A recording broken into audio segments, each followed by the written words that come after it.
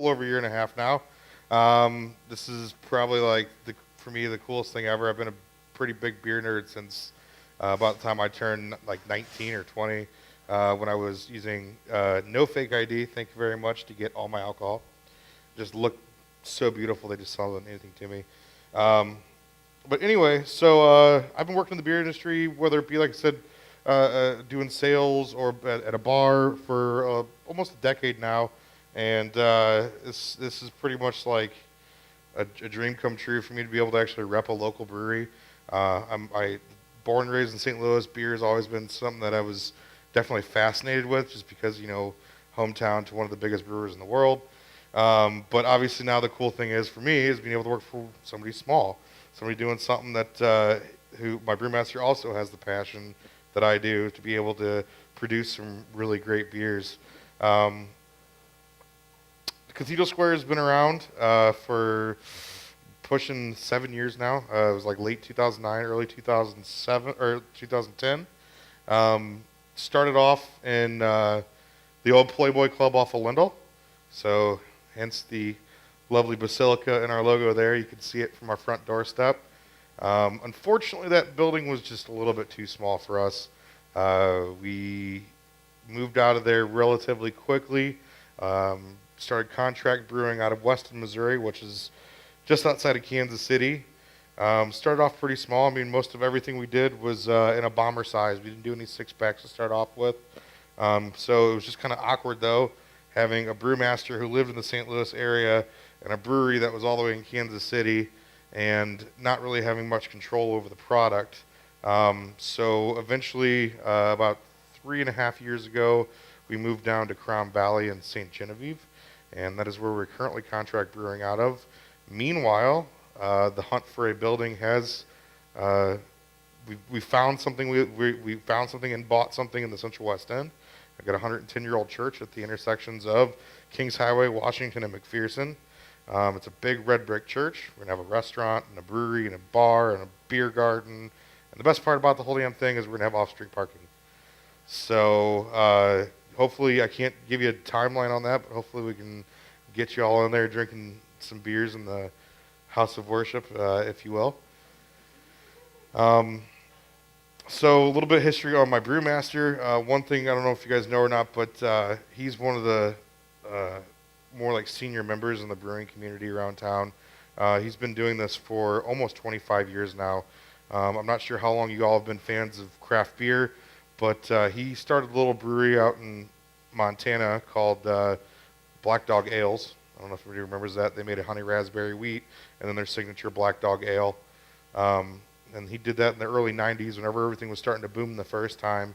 And I guess he got tired of it. He's never really told me why he quit the brewery, but started running around the country setting up other breweries. For instance, the original O'Fallon brewery in O'Fallon, he helped set that up. Trailhead Brewery in St. Charles, he helped set that up. And that was basically his job. He'd go around the country setting breweries up for people who had the money but no knowledge of what to do with the brewery. And then, like I said, about 2009, or in the mid-2000s, he was getting homesick. He'd gotten married and basically decided he wanted to come home to where his parents were in Belleville, and got in touch with a local entrepreneur around here who runs a company called In Good Company. We have 4 restaurants under that company title: Cafe Ventana, Diablito's Mexican Cantina, Hendrick's Barbecue, and Sanctuaria. And you can find all of our beers there all the time. In fact, if by the end here, I got some coupons up here for everybody. So when you're all done, grab a couple coupons, get some free beer, eat some food.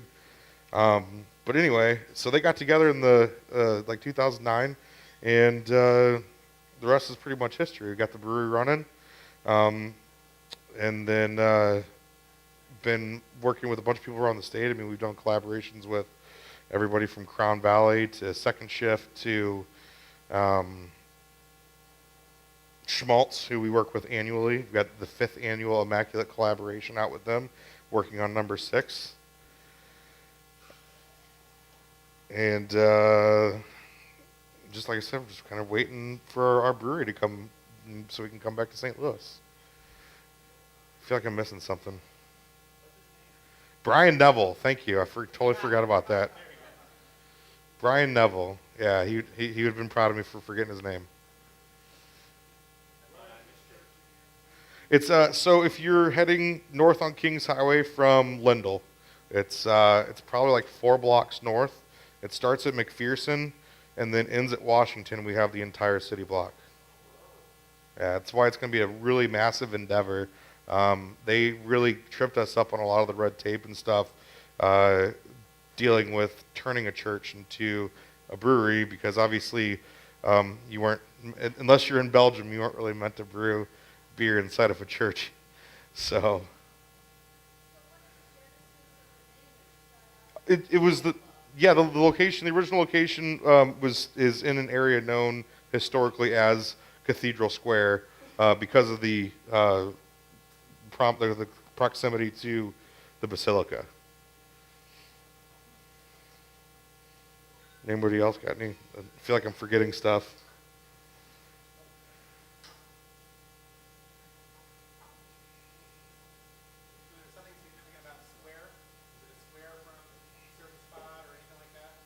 It's on the same street. I don't know if that counts. It's a long square. I believe they call that a rectangle.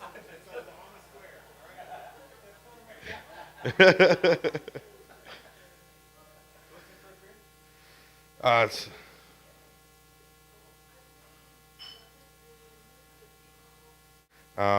and honestly, I think it's a great homage to it. It's got just that really nice caramely malty sort of a flavor. We've actually imported the yeast and the Belgian candied sugars for this product so that it actually give it the most authentic Belgian kick to it. One thing I always get off of it is a really pleasant sort of a banana aroma off of it, and that comes directly from the yeast. Thank you. And I mean, that color also comes from that sugar a little bit too. We do use not necessarily dark roasted malts, but some like good medium roasted malts. So it would normally give it more of like a golden amber color, whereas that you had that Belgian candied sugar, and it gives it this beautiful, like gorgeous reddish amber color. Does anybody else get anything besides the banana in it, like bubblegum, clove, or anything like that? I mean, those are all just basically distinctive Belgian Trappist yeast flavors that you can find in it. And the one cool thing, not to get too ahead of myself, is that it's really nice to be able to tell the difference between the build of the beer and then the finish with the yeast, because it changes everything.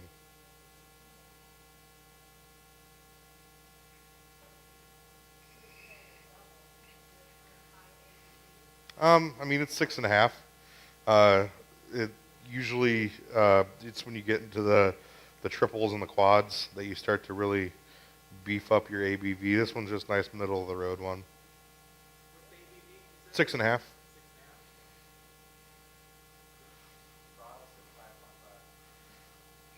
The bottle's a liar. Bottle's lying to you. It's a whole different, man. We're all buzzed in this church, so.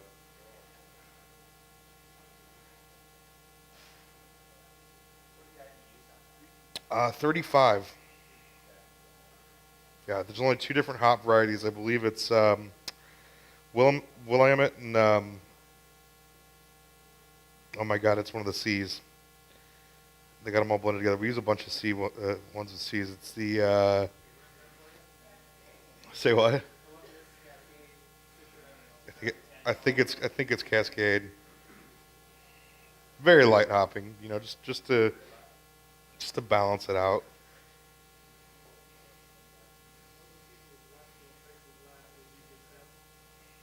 That's actually part of my job, is I give samples.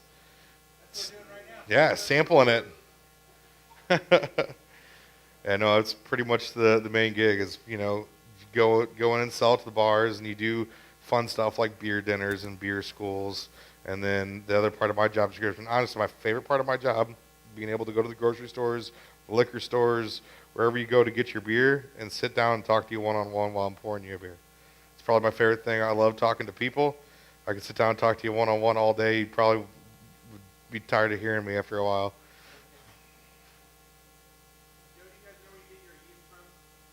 I do not know the distributor, but I do know the fact that it actually does. It is a traditional Belgian Trappist yeast that we do import directly from Belgium.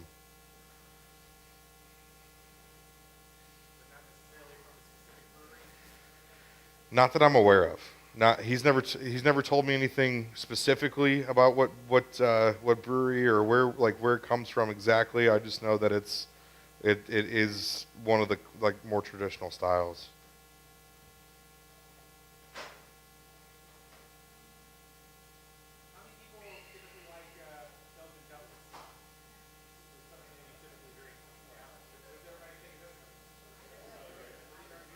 And I've always heard, not that I've ever tried to brew one myself, but I've always heard that the Belgian Abbeys, especially the traditional double, is one of the hardest beers to recreate. Just because, if you stop and think about it, those guys over in Europe have been brewing it generation after generation the exact same way for, like I said, over 1,000 years.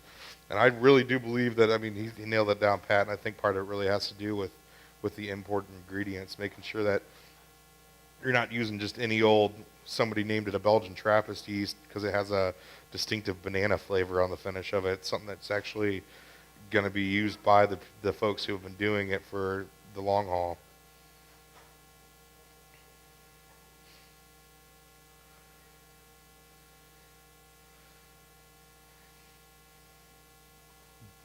Anybody else like? Well, so you guys also do you like the Abbey doubles? What other kinds do you like? Anybody got like a St. Bernardus or a Chimay or? Never heard of them. Okay.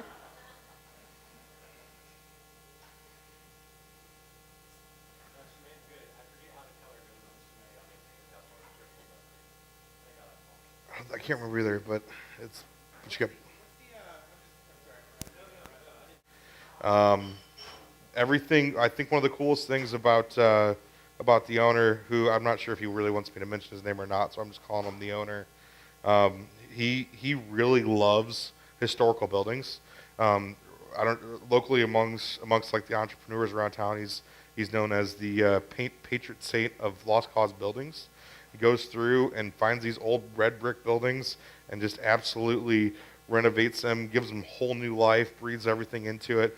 In fact, Hendrick's Barbecue is the old St. Charles Waterworks building right off of Main Street near Ameristar. This building was getting ready to be torn down, thrown brick by brick out, and he bought it, saved it, went to Iowa, bought 3 dilapidated barns that were, again, getting ready to be thrown, just basically burned to the ground, and he saved those, refinished all the wood, and used the interior for the bar. So, like, you go in there and all the tap handles are farming equipment. It's old rusty pieces of farming equipment. Ask the bartenders how they're not, like if they ever have to get a tetanus shot after working.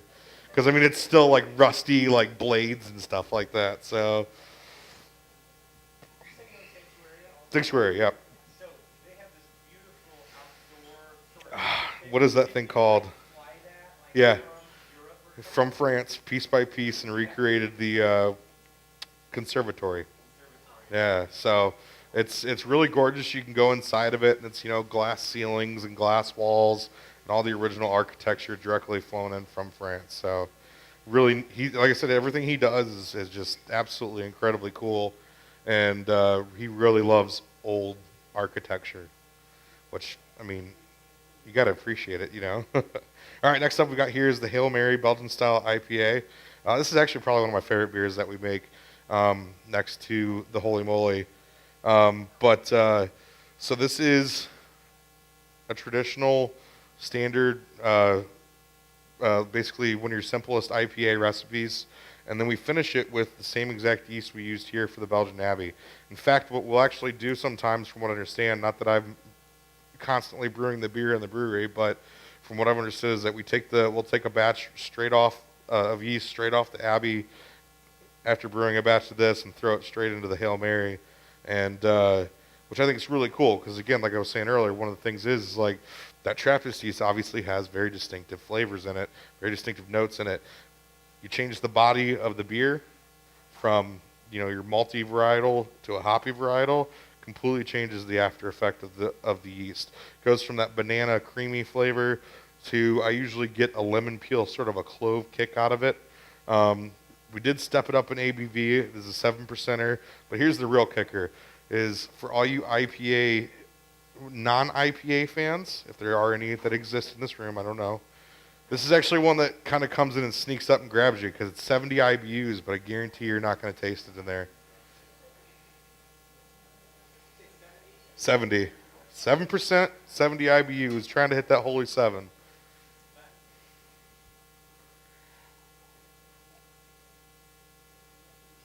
That's the sneaky thing about this one. Goes down really smooth, drinks real easy. Drink 6 of them in a couple hours. You try to stand up, I guarantee you're going to have problems.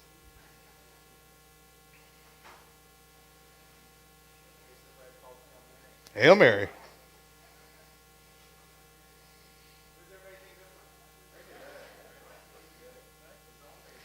And for you, it is dry hops. It is dry hops.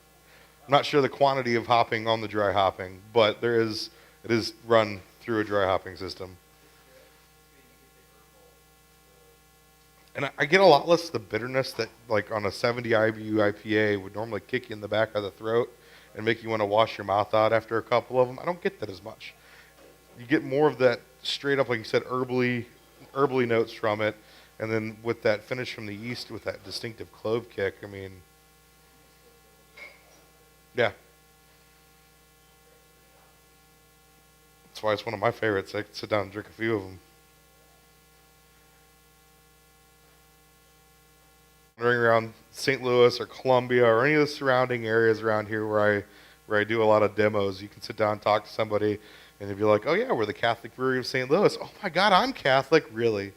Yeah, there's so many St. Louis Catholics around here that just get excited for the fact that I'm like, "Oh, we're a Catholic brewery." I've only had one person so far. I'm offended by your brewery. I'm like, "What are you talking about?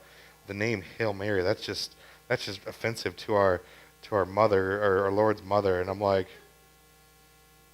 "Is it a good beer?" "Well, yeah." I don't get it. I don't know what you're saying. Try to pay tribute to the lady by making her into a beer. I don't know.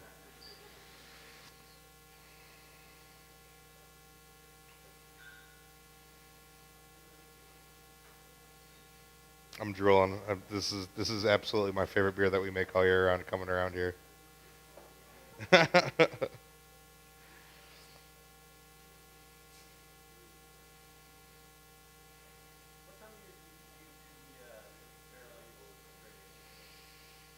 So we've been meaning to bring it back. It's not one of those things that we're trying to just skip out on it. This will be the second year we haven't done it. Yeah. I have the vertical from 2012 to 2014 at home. But 2015 and 2016 don't exist because the price of the barrels went through the roof and the quality went nosediving. So instead of being able to get, straight Buffalo Trace barrels, which are obviously in high demand as it is, you'd get a mixed match of Jim Beam and Evan Williams and just stuff like that. And you're like, it's bourbon, but it's not what we were looking for. So we've just skipped out on it and worked on, honestly, one thing that we've been working on, especially with the barrel aging program, is the fact that we've been trying to use second and third uses out of the barrels. It's one thing we were never really able to do before, and now my brewmaster's, honestly, he's learning it, and he's learning really quick. I've been rather impressed with some of the stuff we've made. One thing that is still very limitedly available is Canes of Judas, which is a base of this Holy Moly here, aged in raspberries inside of a champagne house. So if you can find a bottle of it, I highly recommend picking it up. It is currently at its peak. Last place I saw a plethora of them was at Lucas Liquor in Ellisville. A craft beer cellar in Total Wine, or not Total Wine, Wine and Cheese Place might have some still, but I can't guarantee either one of those. So holy moly. I have to say one of my favorite things about this beer is you can taste how much effort goes into the beer. Um, so this is a Russian imperial stout. Clocks in right at around 9.5%. We do have to put a lot more hops in this one to balance out some of the sweetness of the malt. So it does come in at a solid 90 IBUs also. But the coolest thing I think with this beer is the fact that it's double mashed.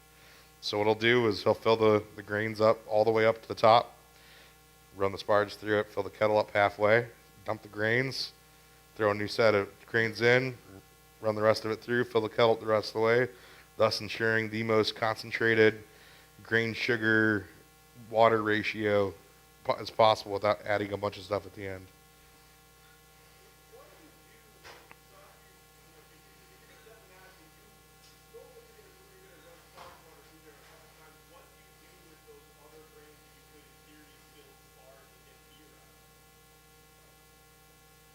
I don't know. I have no idea, man. That's a good question. Never even thought about that.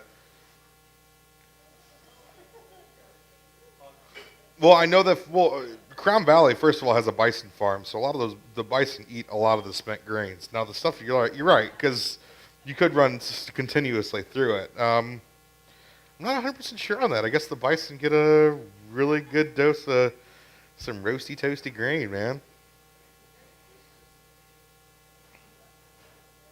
But like you said, yeah, we have done barrel aged version of this, and it was with Buffalo Trace barrels, and that was absolutely outrageous.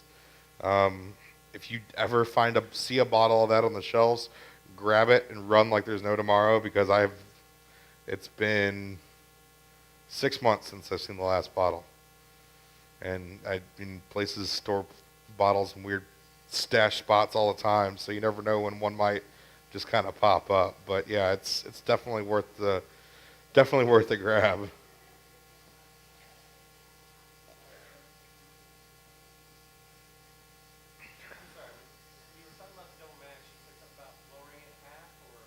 Oh well, filling the kettle up halfway.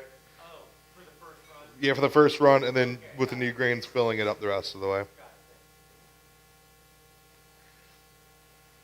So does everybody like the stout? Something you could nosh on all year round. I don't care what you say. There's no such thing as stout season anymore. I drink a stout every day at 365.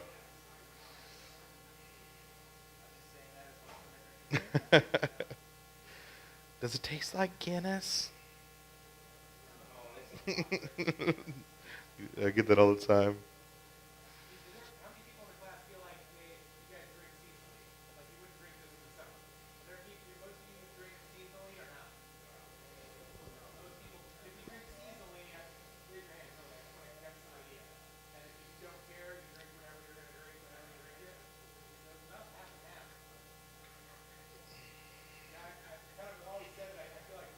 Master is the fact that bombers are starting to decline in sales. Yeah, they're cool for some breweries, but a lot of times you kind of get bit in the ass whenever you're trying to sell it, because not everybody wants to commit to 22 ounces of the same beer. That's why mix-a-six are showing up everywhere. You know, everybody wants to buy their single serve, try it, and go on to the next one. So happy to say that next year we will be producing all of our bomber styles in 4-pack 12-ounce format as well. So you can age some. Like, I've been working on aging a bottle of Holy Moly. I want to see how it holds up. So, here it comes. Oh, that's the piece de resistance. Probably one of the coolest beers we make on an annual basis. I'm sorry. What kind of pizza? Pepperoni. You're right, I did.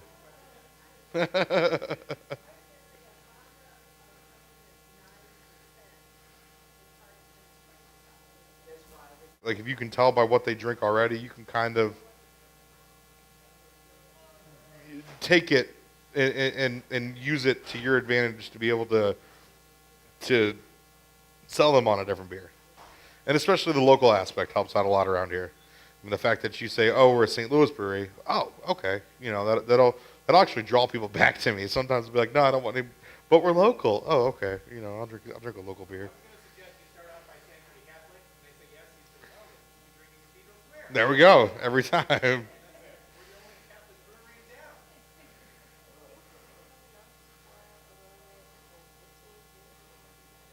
Do we have? You want to? Absolutely. You got it. Well, we're debating on whether or not to give you guys a vertical of Ave Maria. So what you have here, this is 2014 Ave Maria. Ave Maria is a bourbon barrel aged Abbey quad, aged on 26 pounds of French Morello cherry puree per barrel. 2014 was aged in Crown Valley's Champagne House, so an even temperature of about 65 degrees all day, every day for 6 months. Oh, bourbony. I call this the pre-made beer Manhattan because you get sweetness from the malt, you get the whiskey, and you get the cherries.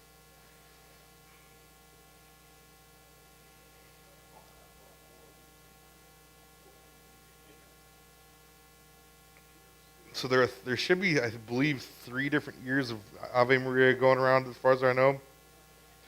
2013, if you ever see a bottle of Ave Maria with the foil, that's 2013. If you see a bottle of Ave Maria with a black cap on top, it's 2014. If you see Ave Maria with a gold cap on top, it's 2015. I don't know what 2016 is going to look like yet, but it will be out soon. We bottled and kegged it over the past 2 days.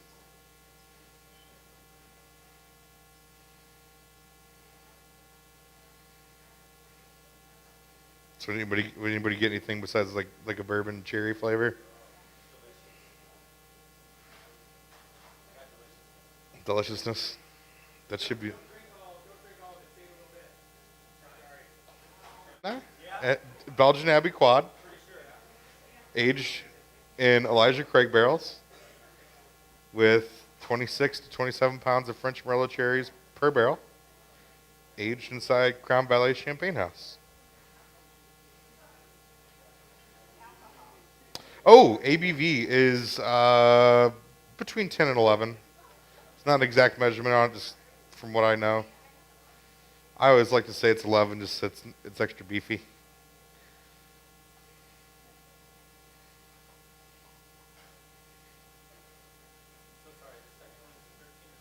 The second one would be the 15. Now, so same recipe, same cherries, same style of barrels, but fresh, obviously, for the year. So Abbey quad, French cherries, Elijah Craig barrels. However, this batch we decided to experiment with and throw into their bourbon house down in Crown Valley. So it sat outside, basically in a hot house all summer long, just ebbing and flowing with the temperature of the summer and early fall. So I've had this before in a vertical with all 3 years. I think 15 was the knock it out of a park year. That the barrel age inside the bourbon house to me really just gave it that extra bit of a funk. Yeah, 15's a gold top.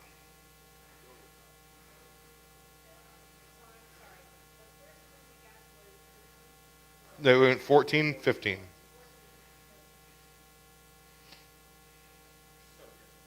Right. And like I said, the only difference was where it was aged. And obviously one is a year older. But I don't think anything has really fallen off the 14. I think that consistency of being held at that 65 degrees while it was barrel aging pretty much left it mellow.